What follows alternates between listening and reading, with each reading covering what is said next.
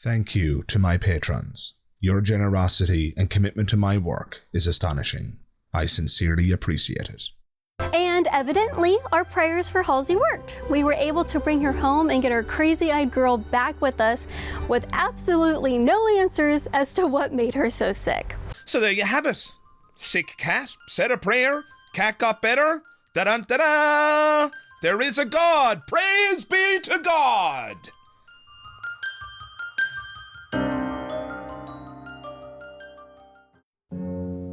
If you ever try to bullshit me like that again, I will rip off your arms.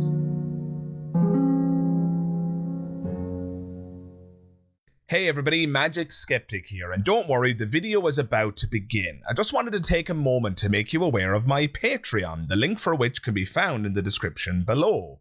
Sign up today for as little as £3 per month and you can gain access to a plethora of perks and extras, including downloadable audio-only and ad-free versions of my podcast that you can listen to on the go. You can also have your question answered in a monthly video, and better still, depending on which tier you choose, you could even sit down for a Skype call with yours truly, Magic Skeptic.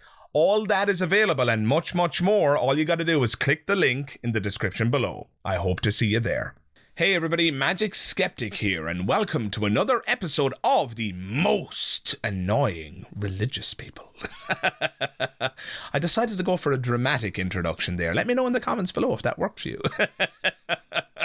In any case, up for today's discussion is none other than Kaitlin Bennett, as you'll have no doubt seen in the thumbnail. Kaitlin Bennett is a conservative right-wing political commentator who runs the very successful YouTube channel Liberty Hangout. And at the time of recording, this channel has 622,000 subscribers. So to say that Kaitlin is a success is probably an understatement. But successful or not, she happens to be one of the most annoying religious people. And so in today's episode, I'm going to watch a video of hers which has the following title: No Longer an Atheist, My Journey to Faith. So we're going to look at Caitlin's conversion story. Let's see what she has to say. And I can tell you right now, before we go through it, guys, this is pretty damn annoying, so buckle up. Get ready, have a little sip of some patience juice, whatever that is. Some might call it alcohol. But with all that said, we're going to dive right in here. And yeah, I hope you enjoy it. A lot of you may be shocked to hear this, but for the last 3 years you've been watching my videos, I was an atheist. You filthy non-believer, how dare you! But that's not the case anymore, and I want to open up to you guys about my journey.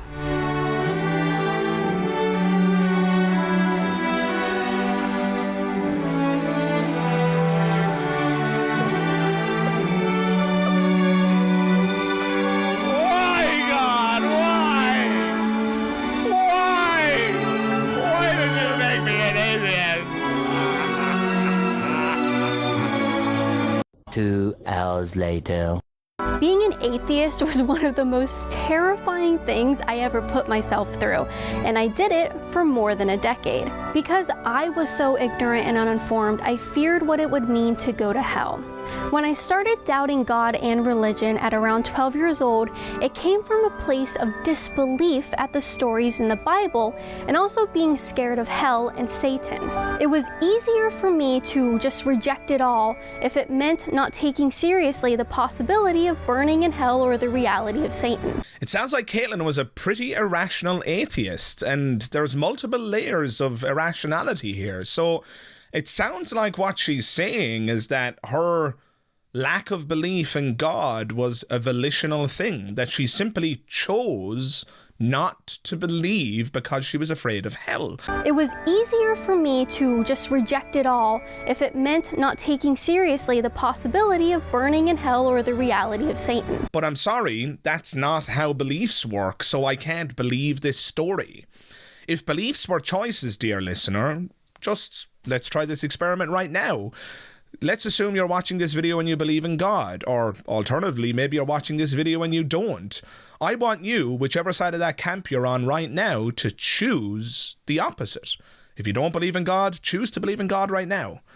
And if you do believe in God, choose not to believe in God right now. And what you'll notice is no matter how many times you say the words, I don't believe, or I do believe, or I do believe, no matter how many times you repeat it in your mind's eye or what have you, you'll notice that you can't just change your belief that way. You can say the words, but it won't make it true.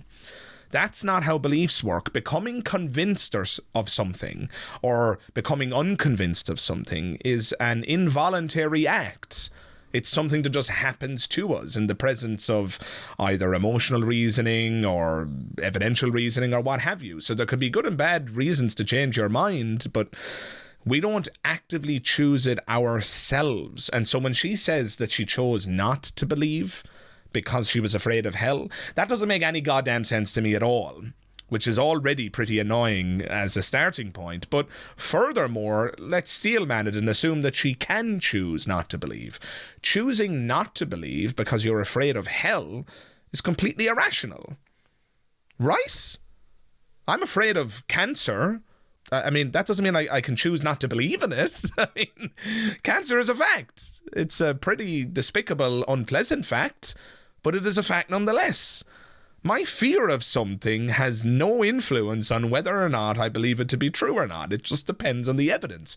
So assuming that one can choose their beliefs, which is just an assumption for the sake of argument, her choosing not to believe in God because she's afraid of hell makes her look like a moron.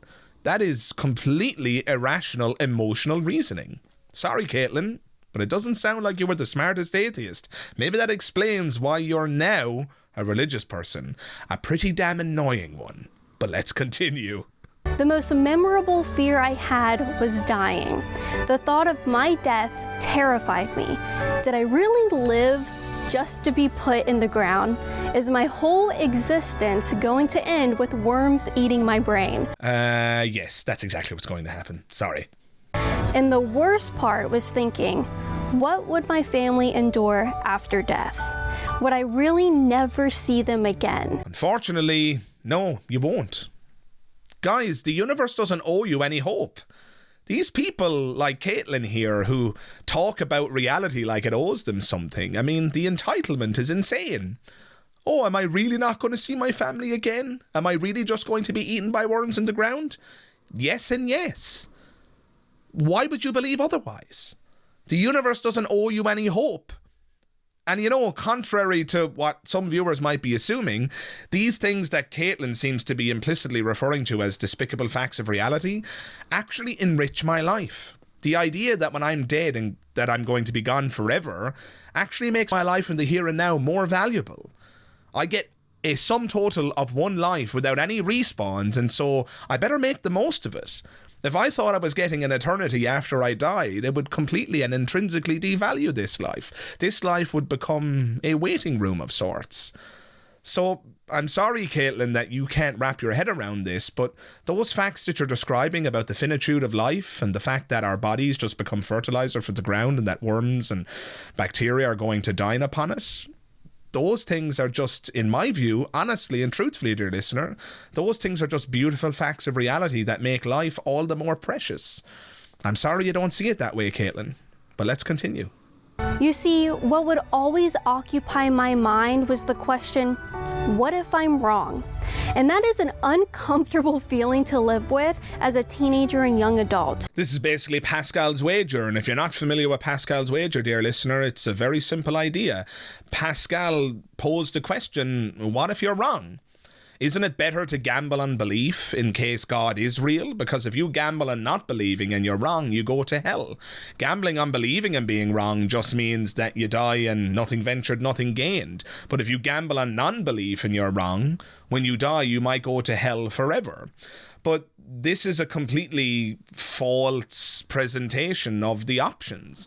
The truth is there are many religions on offer. And so does Kaitlin live with the question about whether or not she's wrong relating to Hinduism? Does she wonder if she's wrong about Buddhism and the Eightfold Path and reincarnation?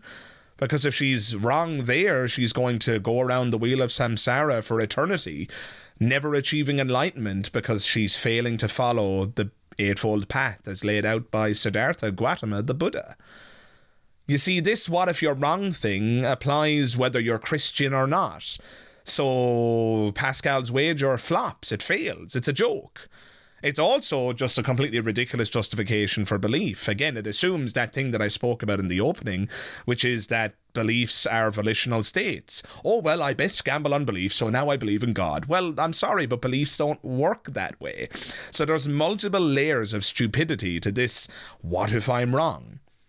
This doesn't work as a reason or a justification for accepting religiosity or becoming atheists. It just doesn't. It's irrational and it doesn't make any sense.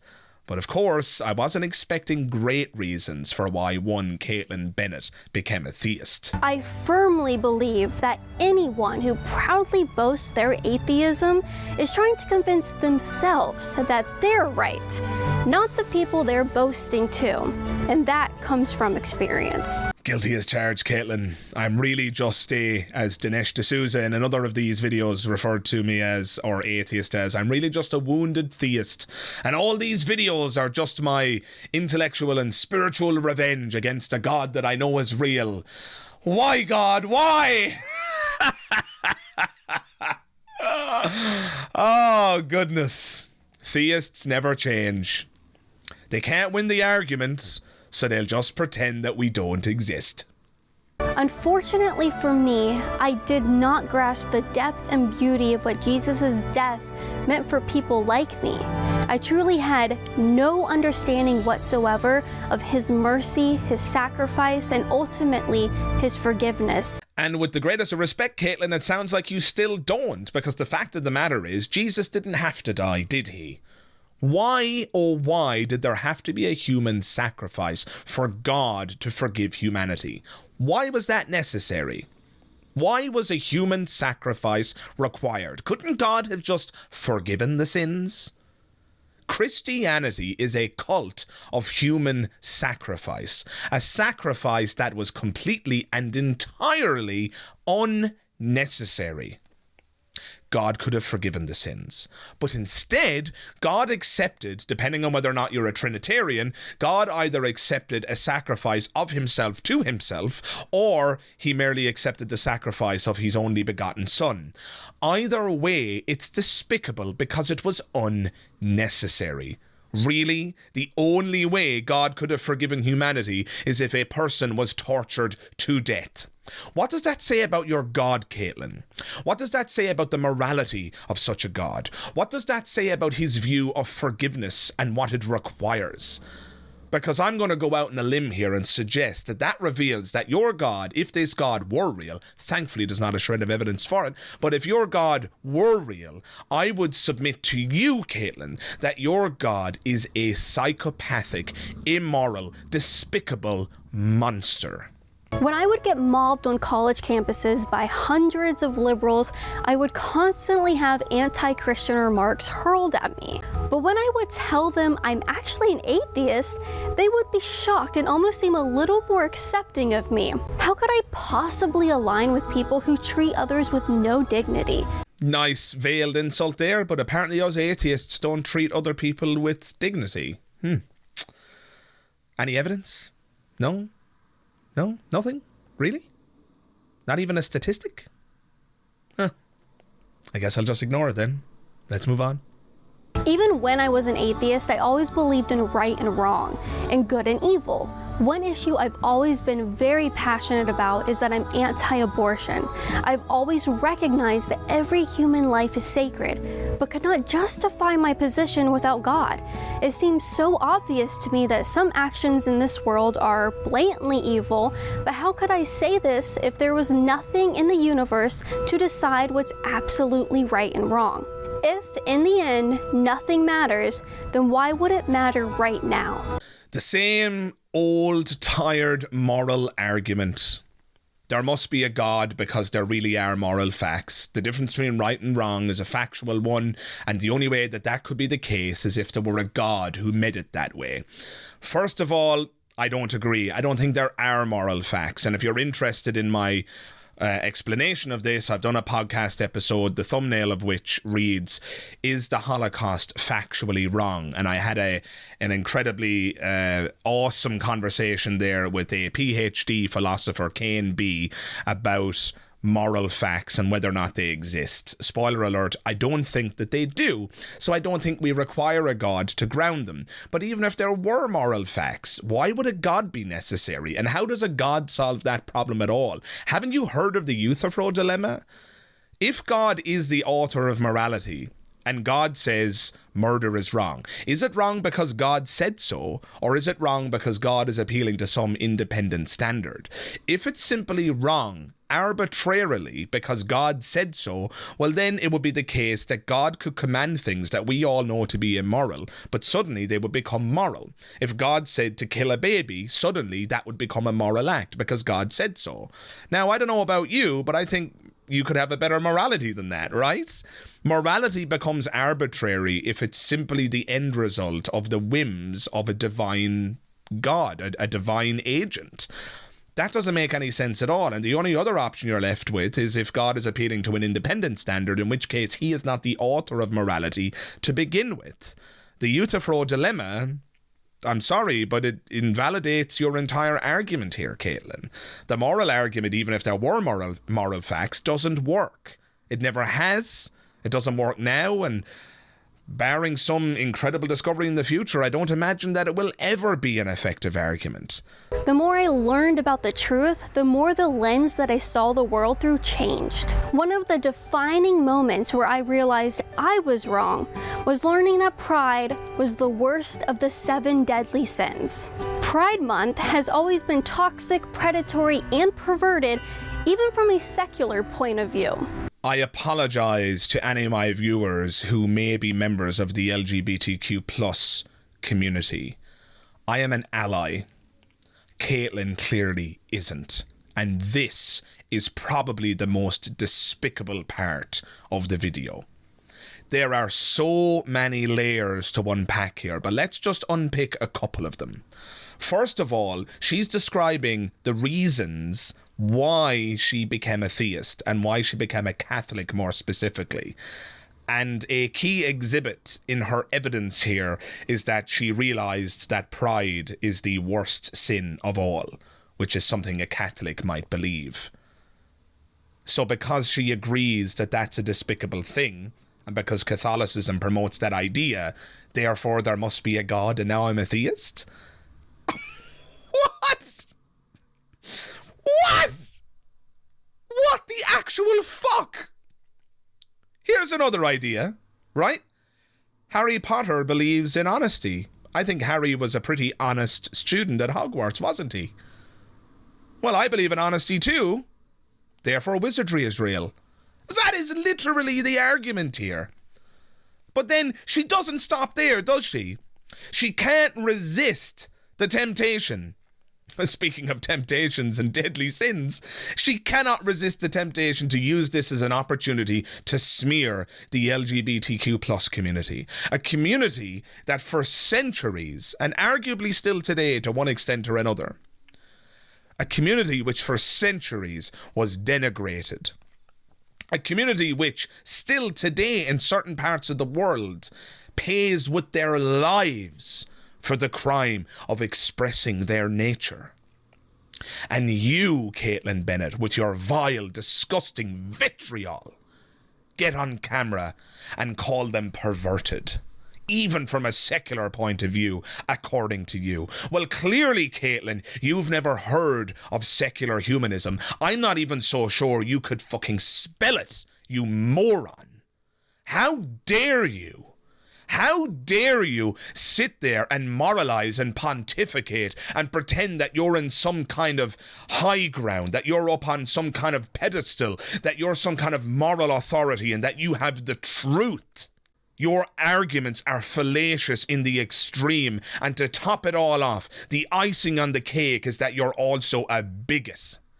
It's disgusting. And I apologize once again to my LGBTQ plus supporters.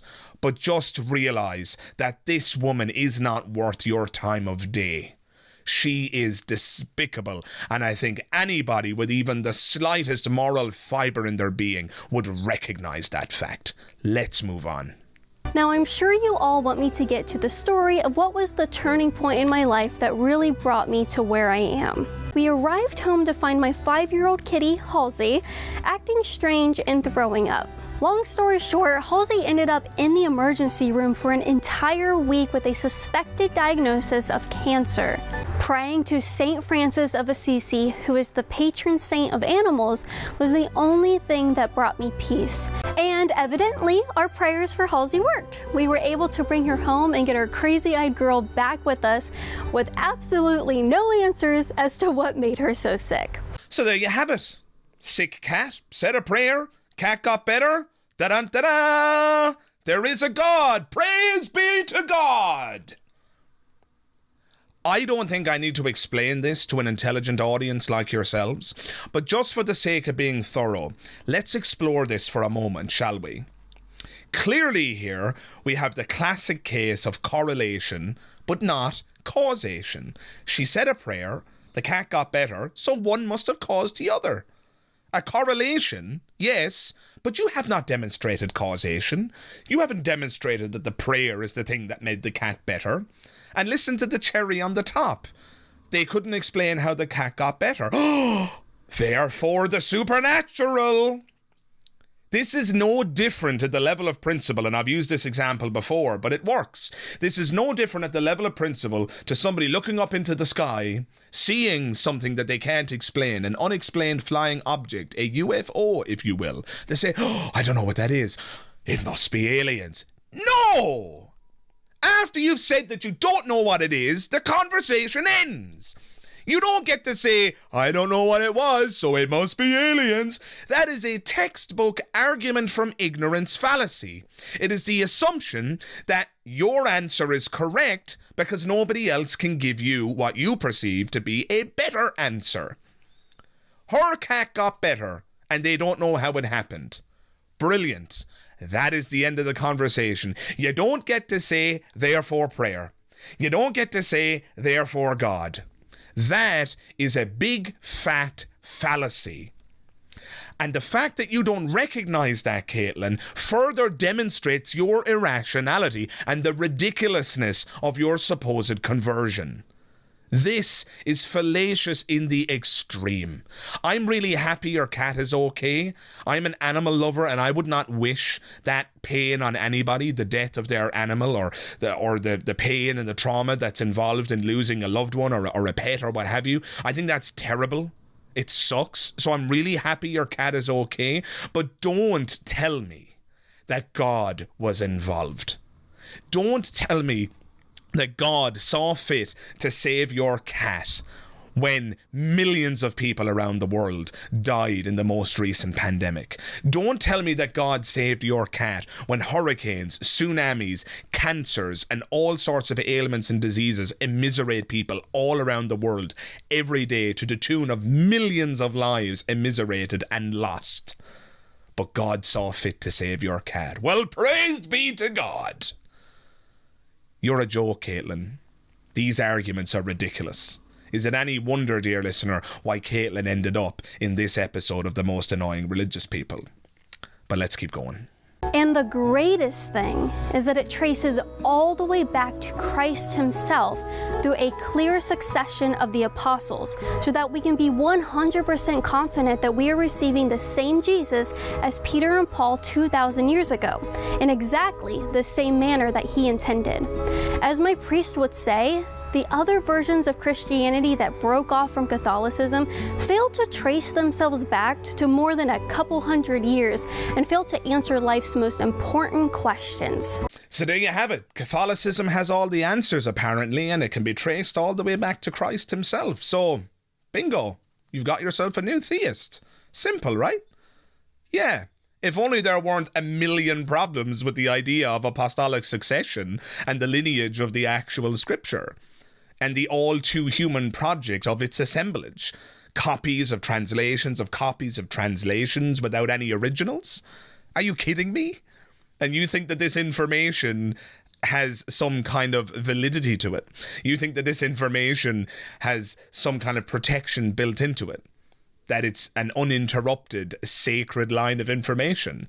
You don't seem to know a whole pile about the biblical canon and how it was assembled, Kaitlin. You don't seem to know a whole pile about biblical criticism, do you? But then I shouldn't be surprised given some of the other things that you've said in this video. Things that are just utterly embarrassing. In addition to all of these things, I married my husband because I trust him.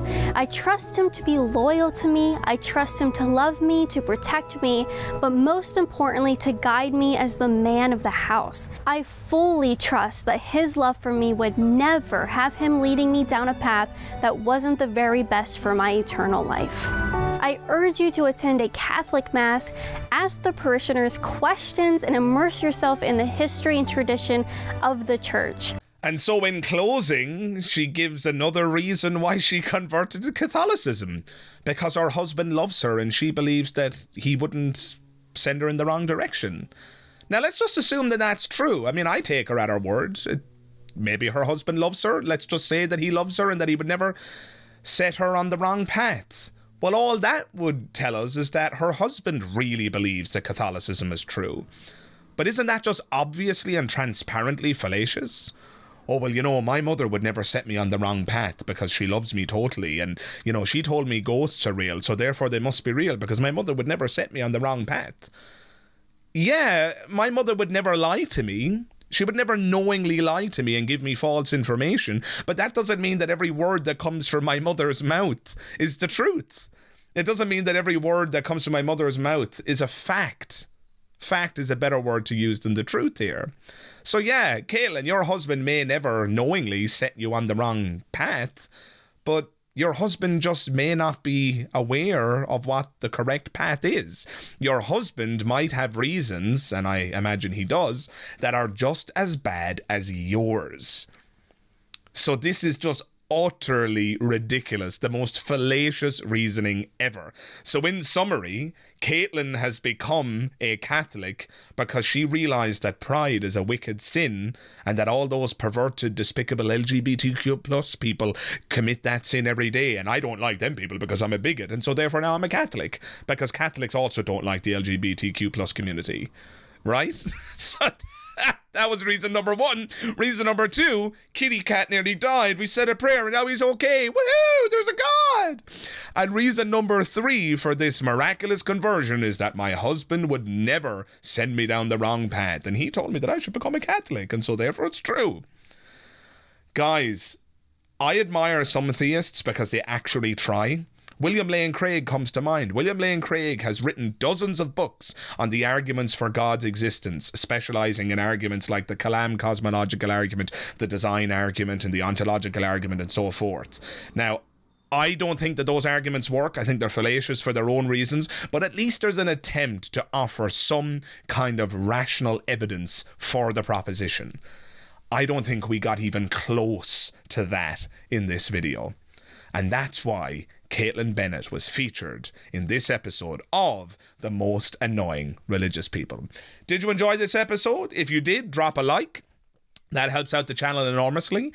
And if you've been enjoying my content more generally, hit the subscribe button. And while you're at it, don't forget to check the bell notification icon. That way you'll be able to stay up to date with all things on the channel, and you'll even be notified as and when my latest videos go live. And just before we wrap up here, I want to extend an extra special thank you to my patrons. Without your support, guys, I don't know if I could keep doing this, but you just give me so much support. You're so generous, and I can't get over it, and just thank you from the bottom of my heart. If you're interested, dear listener, in becoming a patron, you can check out the link in the description below. Patrons gain access to all sorts of perks, bonuses, and extras, including having their questions answered in videos. They gain access to audio-only, ad-free and downloadable versions of my podcast that they can listen to on the go. And they can also depending on which tier they choose, have a Skype call with yours truly, Magic Skeptic, and there's a whole bunch of other bonuses and extras that you can check out if you want to click the link in the description below. Other than that, guys, thank you very much for watching this episode, and I hope to see you in the next one. All the best. Bye-bye.